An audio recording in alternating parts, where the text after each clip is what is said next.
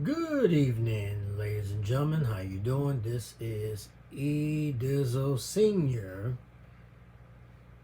from the 313 out of the 302 here south of Dover Air Force Base, Delaware. This is a topic that need to be discussed. I know I mentioned in the earlier two videos that it was going to be I don't know,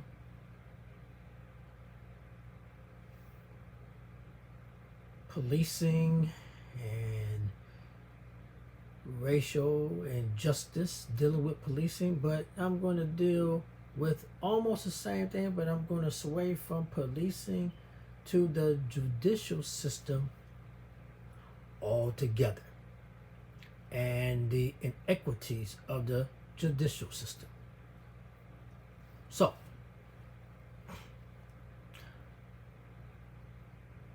for the few that subscribed, also liked, and the few that made comments, ladies and gentlemen, boys and girls, children of all ages, here on planet EARF, Earth,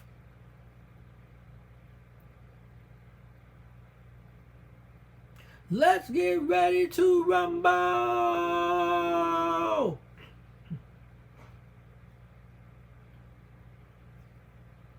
The topic at hand, like I stated before, this will be inequities dealing with the judicial system. So, this is a true story. This is true. This is a factual true story. The only thing is, I am not going to be mentioning names because this is still semi-ongoing. But I have to speak on this because of the fact that this right here bothers me. And it should bother you too. This is a former troop of mine. Again, I'm not going to mention his name. I'm not going to mention the exact location. I'm not going to mention the DA or the ADA of that county and the state above me, that information as well. So I'm just going to give you a general synopsis of what's going on. So, before I go into the weeds and seeds of all this, let me give you a few announcements. Please, like this video, go ahead and click on the like button yonder over there, but also click on the subscribe button so that basically when more video content comes out, you will be the first to know automatically through your email or however you receive your notification on the apparatus of what might be coming next. Again, like for the previous video that I said, excuse me, all of this is going to be impromptu, coming from the dome of my head. So, please bear with me. What I really want to point out is a couple of facts, but it's going to be a couple points that I want to bring out, and then I will deal with a wrap around a conclusion. Point A will be the incident. The approximate won't be a date, month, and year of the incident, the synopsis of it, and what my feelings are. Point B will be the inequities of the judicial system and how, to me, is full of crap. And point C, again, will be the wraparound, the tie-in, and the conclusion of this situation. So let's get started. January of last year. So, quote unquote, before the height of the coronavirus. Me personally, quickly off topic, think the coronavirus happened 3-4 months prior to, but who am I to say? Not a medical expert, but 6 in one hand, a half a dozen in the other, Tomato, tomato, potato, potato. It is what it is. But back to what I was saying again. Point A. Point A was the incident around about late January of 2020.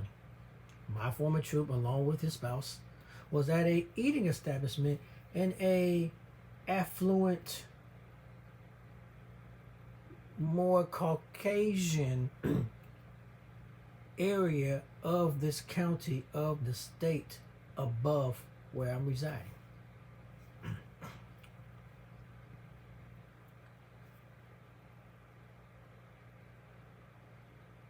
They had some food, they had a couple drinks, and minding their own business.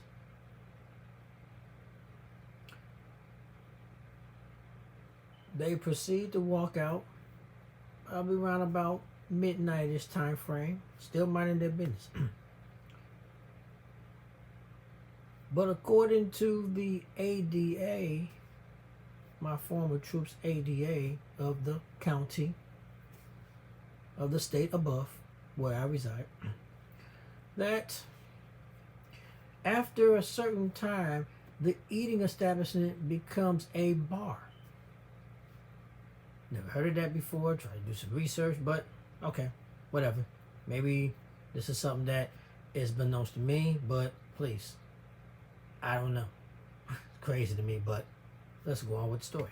The story proceeds as individuals walk out this establishment trying to get to their vehicle. And coming from behind is another African American male who, by all means, tried to Nate Robinson my former troop. Meaning that basically he came from behind. My former troop didn't have time to even turn around to defend himself because he was getting whack-a-mole, literally, to the pavement. Now, stop there for a moment. Let's talk about what the ADA is mentioning. A eating establishment or a bar is a noun. It is a physical location. So it's a physical location. That's fine. But if my former troop and his spouse was outside the physical location and was close to their vehicle, how can it become a bar fight when the noun of the word bar or eating establishment, it's a noun, it's a place, but they are outside and he's getting beat down, got beat down, take that back, and literally almost died. So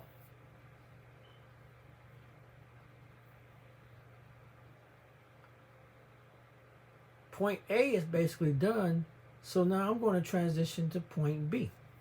Point B is the inequities of the judicial system when it comes to African Americans. Because let me ask you, the public, humans, is there a difference between A, black on black, B, black on white, C, white on black, D, white on white? Is there a difference? The first one would be the perpetrator from that side when I'm talking about black on black, white on black, black on white, white on white. And the second column will be the victim. Black, white, black, white.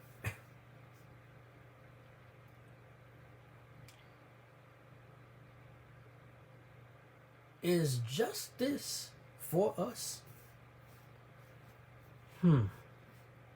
Just trying to figure out here.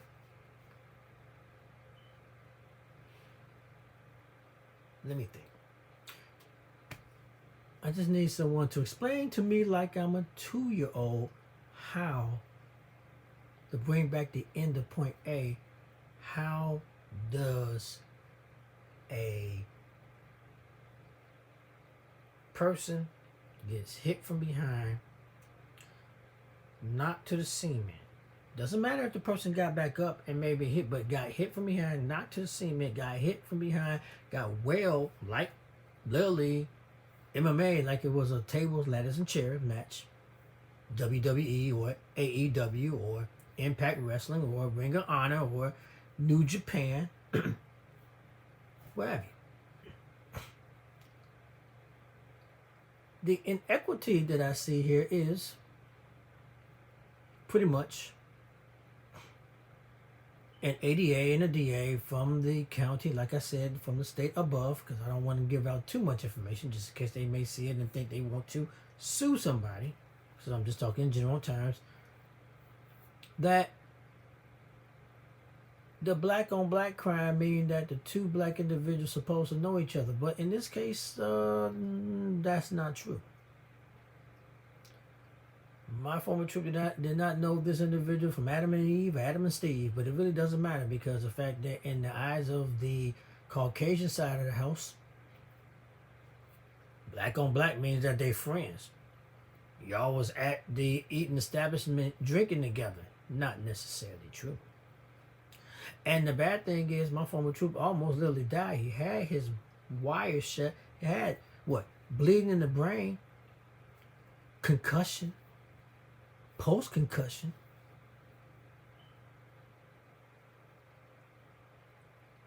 But because they are two black individuals, it seems like the justice system just isn't for us. And it shouldn't matter. If there's a perpetrator and there's a victim, it should be straightforward. But this is where the inequities just started. How does the county police of the state above where I reside loses 911 information,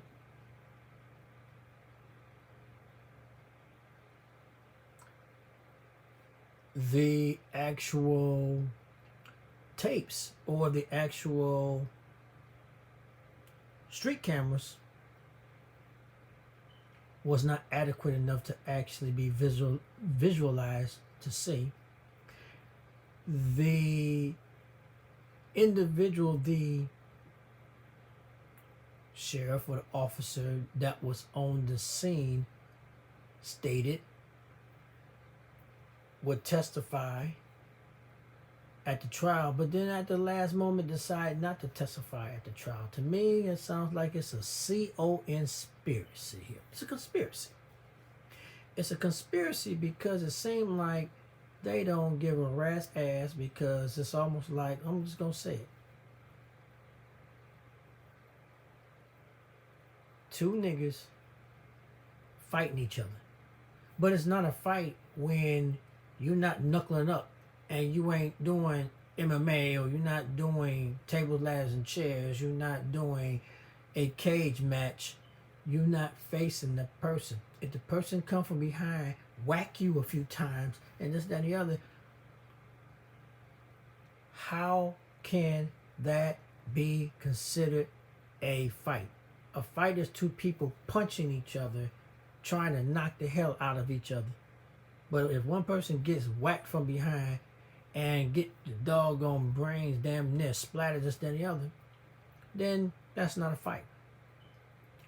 But this so-called waste management of a ADA is going to try to tell somebody, if this goes to trial, that this is a bar fight. Now, how can you split your atoms and be at two places at the same time? You can't be inside of an establishment and outside of establishment at the same time. It's either There's no or. It's either one or the other. So, YouTube land.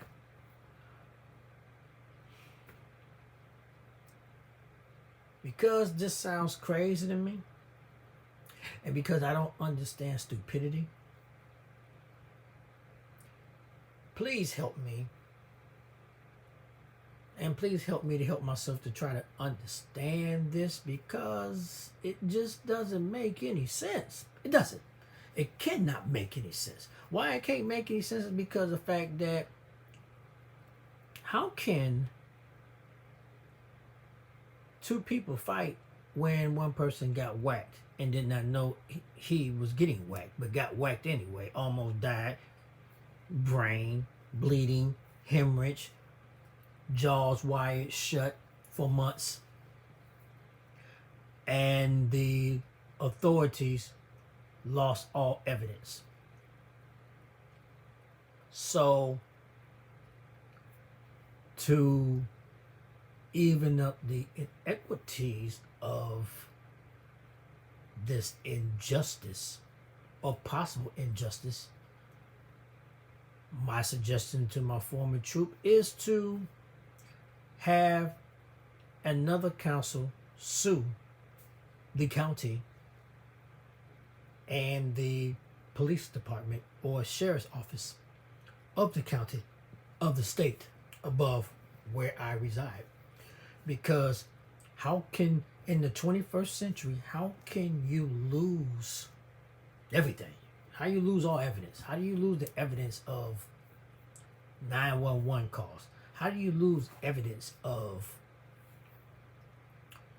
tapes, videotapes that was around the establishment when everything happened? My former troop is frustrated. I don't blame him being frustrated. It is the craziest thing. And me being a former law enforcement troop of the United States Air Force, again, here you go right here. Retired. Decided not to put a hat on. Got a shave, but that's another subject, another topic for now. For later, I should say. How can a so-called professional establishment loses evidence? People need to get fired. It's frustrating to my former troop, and it shouldn't be frustrating. It should be cut and dry. Now he has to worry about, should the perpetrator do a plea deal, should go to trial, and this, that, and the other, and third, and fourth, and fifth. It's crazy as hell. One more again, can someone explain to me like I'm a 2-year-old? How does this happen? Is this because it's two African Americans, the perpetrator and the victim, and the ADA and the DA just don't give a shit? That's what it sounds like to me. What do you think, YouTube land? What do the human beings in YouTube land think of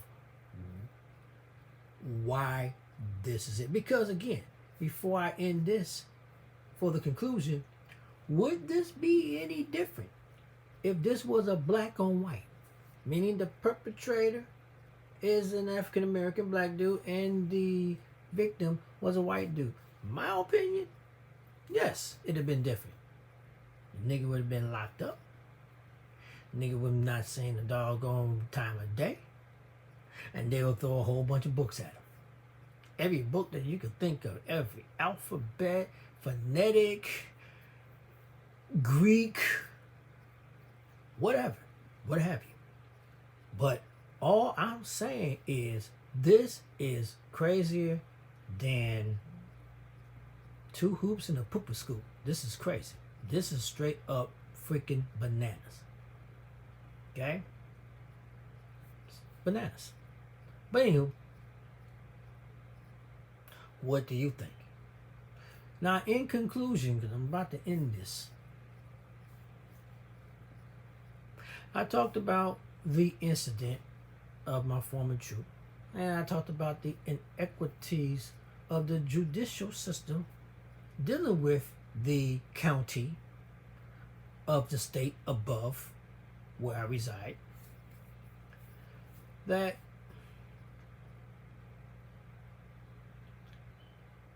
should it matter if this was black on black? Should it matter if it was black on white? Should it matter if it's white on black? Or should it matter if it's white on white?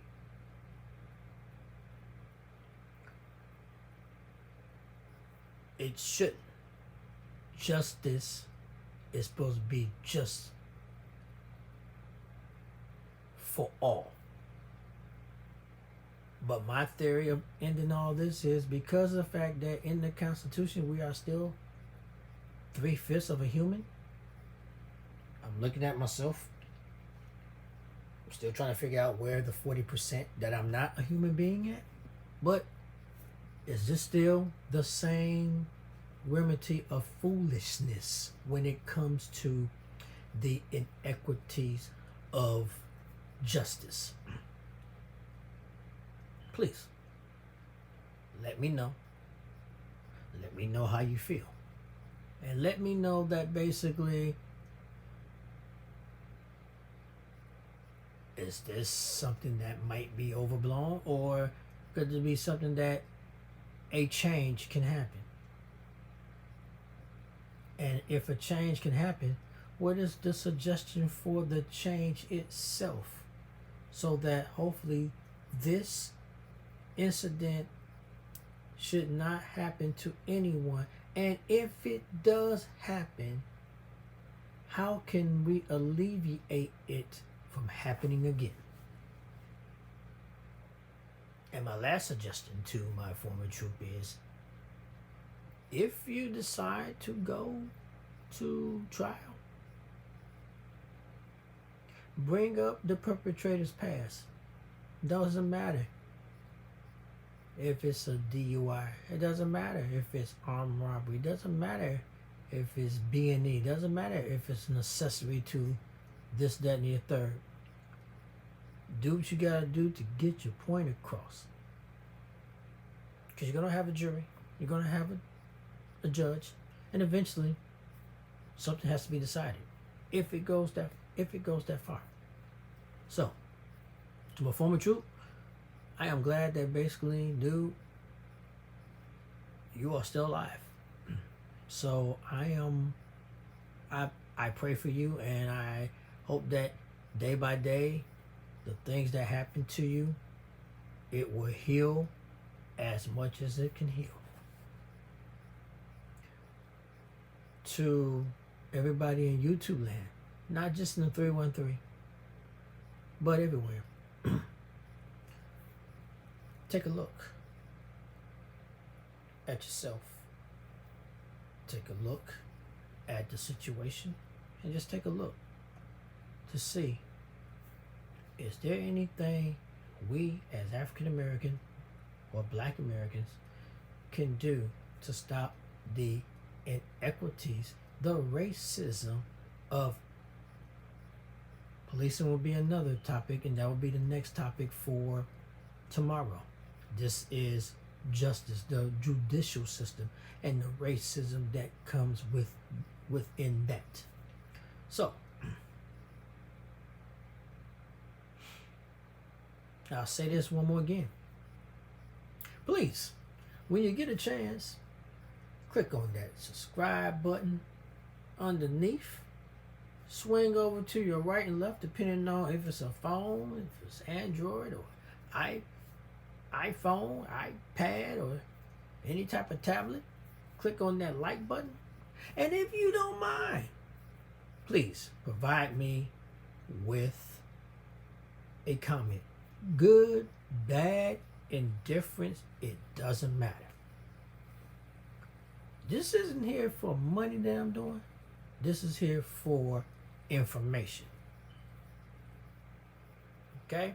Information that hopefully we in the African American community will take in and will proceed with actions. Again, I said earlier, a couple of slides ago, we're not looking for Caucasian folks to beat down and slap around us, that and the other. We ain't trying to take out the judicial system, because what happened on 6th January, we don't need another one of those. All I'm saying is, think before action. And if there's any questions, always ask. Okay? Well, this is the E-Dizzle Senior 313 channel. And again, any questions, any concerns, any plights, any topics, or topics that you, the YouTube public, wants to do, or wants me to speak on, or want to discuss, fuss, cuss, explain, complain, whatever the situation is, please just provide that to me. Depending on the situation, I'm going to try to do some quick turnarounds, but give me 24 to 48 hours, because I may have to do a little research first. So I like to research things before. Again, inequities in the judicial system. It's a hell of a topic. We've seen it before. Rodney King was one. Let's see what George Floyd is going to be in Minneapolis. So, God bless. Good evening or morning, depending on where you at. And for my folks in the 313, what up, though?